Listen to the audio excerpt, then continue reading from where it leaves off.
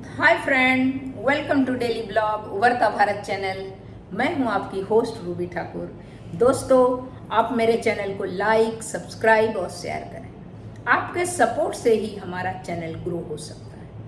तो दोस्तों, आज का सवाल है, बहुत सोचने वाली सवाल है कि भारत के सभी राज्य तरक्की कर रहे हैं, लेकिन बिहार अभी भी पिछड़ा क्यों है। तो हम चलते हैं 1947 के बाद भारत में जितने बड़े इंडस्ट्रियल फैसले हुए उसमें बिहार को नज़रअंदाज किया गया। बिहार में कोई इंडस्ट्रीज नहीं है, वहाँ के युवक पढ़ने के लिए बाहर जाते हैं। वहाँ पर कोई हेल्थ फैसिलिटी नहीं है, सारा बाहर जाते हैं। बीमार हो गया तो उसको मरना तय है, अगर किसी के पास पैसे नहीं है, नज़दीक नहीं जा सकता है, बाहर जाता है किसी भी काम के लिए या नौकरी के लिए या पढ़ने के लिए या किसी चीज़ के लिए। तो ये सारा बाहर है क्योंकि कोई इंडस्ट्रीज है नहीं। 1947 में जब यहाँ इंडस्ट्रियल फैसले हुए तो बिहार को नज़रअंदाज किया गया। स्टील, ऑटो, फार्मा, आईटी जैसे इंडस्ट्रीज ज़्यादातर महाराष्ट्र, गुजरात, तमिलनाडु, कर्नाटका जैसी जगह में बसाई गई। नेताओं का चुनावी स्वार्थ है। बिहार में राजनीति जातीय पर आधारित हो गई है। जात में भी सबको इतना गुमराह किया जा रहा है। कुर्मी कुर्मी, अरे भाई कुर्मी आपको क्या दे देगा। अगर सही अगर आपका नेता रहेगा तो पूरा देश का विकास करेगा। देश का विकास होगा तो सबका विकास होगा। कुर्मी, ब्राह्मण, सबका जाति डिवाइड हो गया। तो ये है ना, जैसे कि अंग्रेज की नीति है, डिवाइड और रूल करो, वही वाला बात है। विकास का नाम वोट नहीं मांगे गए, बल्कि यादव, कुर्मी, ब्राह्मण, दलित जैसे जातीय समीकरण में सरकार बनी है। वादा सबने किया, लेकिन धरातल का सिस्टम सब खत्म। गवर्नेंस, बड़ी इंडस्ट्री, रोजगार के ठोस कदम नहीं लिए गए।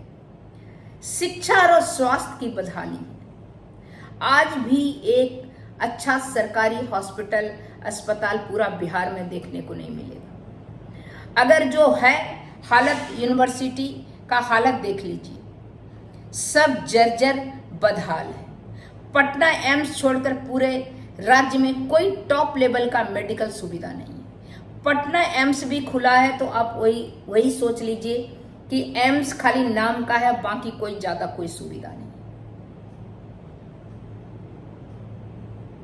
राजनीति अस्थिरता है, भ्रष्टाचार हाई लेवल का है। लॉ एंड ऑर्डर की चिंता के कारण बड़ी कंपनी बिहार में फैक्ट्री लगाने से डरती है। पलायन हो रहा है क्योंकि काम नहीं है, पढ़ाई का ढांचा सही नहीं है, ना इलाज का है। अगर कोई आदमी बाहर काम भी कर रहा है तो बिहार जाके अपने घर में रहना नहीं चाहता है। बिहारी सबसे ज्यादा पलायन है। हर जगह जहां रहता है, जहां धर वहां घर हो बना लेता है। कहने का मतलब जहां रहता है वहीं बस जाता है। कारण क्या है? क्योंकि वहां पर इलाज का लचर व्यवस्था है। बच्चे का पढ़ाई का कोई ढांचा नहीं है, कोई काम नहीं है। एक मजदूर को पंजाब, गुजरात, दिल्ली जाना पड़ता है रोटी के लिए। एक स्टूडेंट को कोटा, दिल्ली, बेंगलुरु जाना पड़ता है कोचिंग के लिए। एक मरीज को एम्स, दिल्ली, लखनऊ, कहीं भी बड़े बड़े शहर में जाके अपना इलाज करवाना पड़ता है। तो इसका जिम्मेदार कौन है आखिर? ये बदहाली अगर किसी पब्लिक के साथ है, बिहार के जनता के साथ, तो उसका जिम्मेदार भी बिहार का जनता है। हाँ, कुछ हद तक हम जनता को ही जिम्मेदार मानते हैं। जाति देखकर वोट देना, विकास नहीं मांगना, चुनाव के बाद चुप हो जाना, ये सब बिहारी जनता का दुर्भाग्य बन गया है। जब नेता काम नहीं करता, उसे वापस चुनना हमारी गलती है। तो अब सवाल है, बिहार का भविष्य क्या है? संभावना बहुत है, लेकिन शर्तें हैं। अगर सरकार शिक्षा, स्वास्थ्य, उद्योग पर ठोस नीति अपनाए, अगर जनता जाति नहीं विकास पर वोट दें, अगर प्रवासी बिहारी जो बाहर जाकर सफल हुए हैं मिलकर इन्वेस्ट करें, अगर भ्रष्टाचार और लूट पर लगाम लगाया जाए तो बिहार की स्थिति भविष्य कैसा होगा, उम्मीद की बात हो सकती है। बाहर जाना पड़ता है अभी शिक्षा के लिए, IIT IIM स्तर का यूनिवर्सिटी खोलकर अच्छे से अच्छे एजुकेशन हेल्थ व्यवस्था करें, क्योंकि नेता अगर जो चुनाव लड़ता है उसको प्रॉब्लम है वो तो बाहर इलाज करवा लेता है, उसको तो बिहार का जनता मरे या जिए उससे उसको लेना देना नहीं है। स्वास्थ्य का सुविधा है नहीं, बदहाली में चल रहा है hospital, AIIMS, top medical college, health mission जो है उसमें कुछ सुविधा नहीं है, उद्योग ना के बराबर है, और रोजगार जो है रोजगार कुछ नहीं है, मनरेगा या लेबर के लिए वो भी पलायन करके बाहर जा रहा है, और वो जो पैसा बट रहा है 2000, 4000, 3000 वो सब ऐसे ही खा पी रहा है। कोई काम इधर करता है, पैसा उसको गांव में मिल रहा है, राजनीति गोलबंदी है।